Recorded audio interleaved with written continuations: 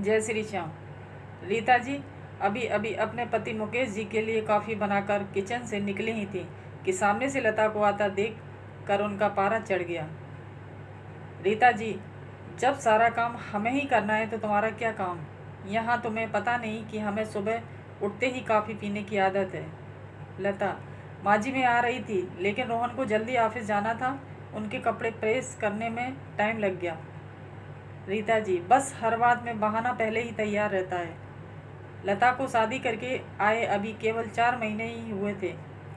यहाँ आकर उसे ऐसा लगने लगा था जैसे किसी जेल में आ गई है। उसे कहीं जाना हो तो परमिशन लेनी पड़ती थी, कोई गलती हो जाए तो पनिशमेंट मिलता था। सास ससुर और पति तीनों ही एक सुर में उसका विरोध करते थे। कभी कभी तो मन करता था कि यहाँ से भागकर अपने पापा के घर चली जाए, लेकिन पापा हार्ट पेशेंट हैं। यह सब उन्हें पता लग गया तो न जाने क्या अनर्थ हो जाएगा, यही सोचकर सब बर्दाश्त करती रहती थी। लता ने जल्दी जल्दी सबके लिए नाश्ता बनाया, उसके बाद रोहन को टिफ़िन पैक करके दे रही थी। तभी रोहन ने आवाज़ दी, रोहन, लता क्या कर रही हो? इतना टाइम नहीं है मेरे पास, कार चला के नहीं जाना है। मेट्रो में कितना समय लगता है तुम्हें पता है? ज़रा सा लेट पहुँचो तो ऑफिस में सुनना पड़ता है। रोहन की एक एक बात इस बात की ओर इशारा था कि उसके पिता ने कार नहीं दी थी, लेकिन अब वह सब सुन लेती है।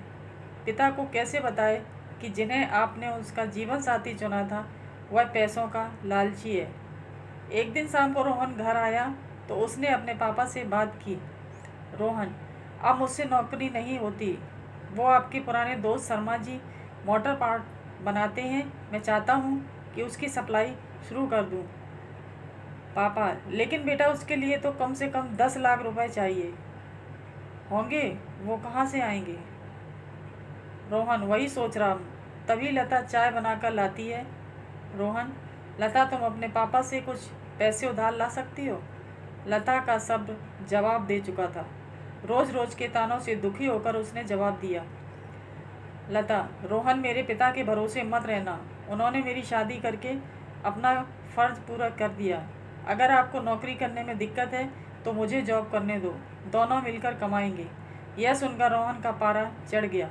रोहन, क्या बकवास कर रही हो? ज़्यादा जुबान चलने लगी है। लता, रोहन मैं बहुत बर्दाश्त कर चुकी हूँ, इसलिए मैंने जॉब करने का फ़ैसला किया है। रोहन, नहीं, हमारे घर में यह सब नहीं होता। तुम्हें जॉब करनी है तो अपने घर चली जाओ। लता, मुझे पता था आप यही कहेंगी। मैंने वकील से बात कर ली है, मैं जल्द ही तलाक ले लूँगी। यह सुनकर रोहन और उसके पिता के हाथ पैर फूल गए। तभी रीता जी वहाँ आ गई। रीता जी, देख लिया बहू को सिर पर चढ़ाने का नतीजा, निकाल दे इसको घर से बाहर। लता, ठीक है, मैं पुलिस को फ़ोन कर देती हूँ। आप मेरा सारा सामान और दहेज वापस कर दीजिए, साथ ही हर महीने अपने पति की कमाई का आधा हिस्सा मैं कोर्ट से ले लूँगी। इस मकान में भी मेरा हिस्सा है, आधा मकान मेरे नाम कर दीजिए। रीता जी, सुनो ये क्या कह रही है?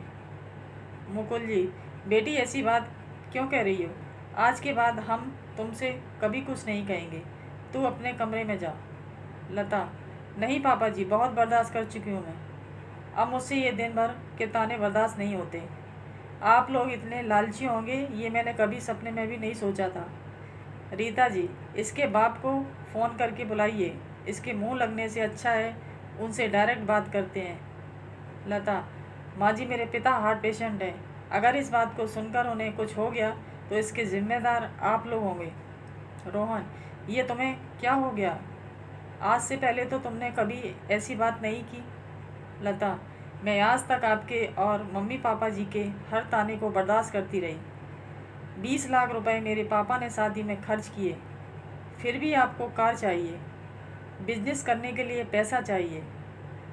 लता ने उसी समय अपना सामान पैक किया और घर छोड़ दिया।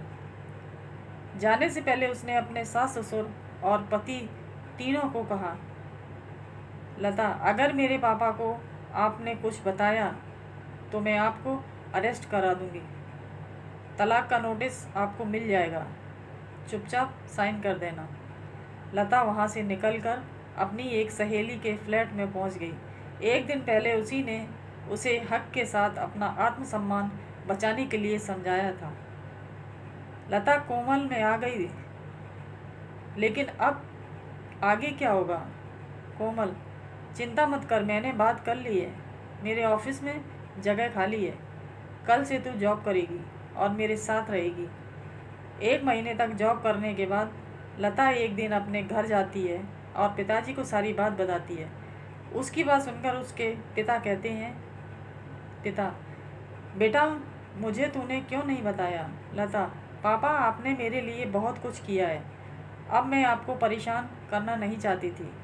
पिता, बेटी मैं इतना कमज़ोर नहीं हूँ, तू चिंता मत कर, घर आ जा। लता, नहीं पापा, मुझे कुछ समय दीजिए, अपने पैरों पर खड़ा होने दीजिए, अपनी एक पहचान बनाने दीजिए। कुछ ही महीने केस चलने के बाद रोहन और लता का तलाक हो गया। रोहन को पूरा दहेज और 30 लाख रुपए देने पड़े। साथ ही हर महीने अपनी सैलरी का एक हिस्सा वह कोर्ट में जमा करवाता था। दोस्तों, अगर हमारी कहानी पसंद आई हो तो प्लीज़ लाइक और सब्सक्राइब करें। धन्यवाद। जय हिंद, जय भारत।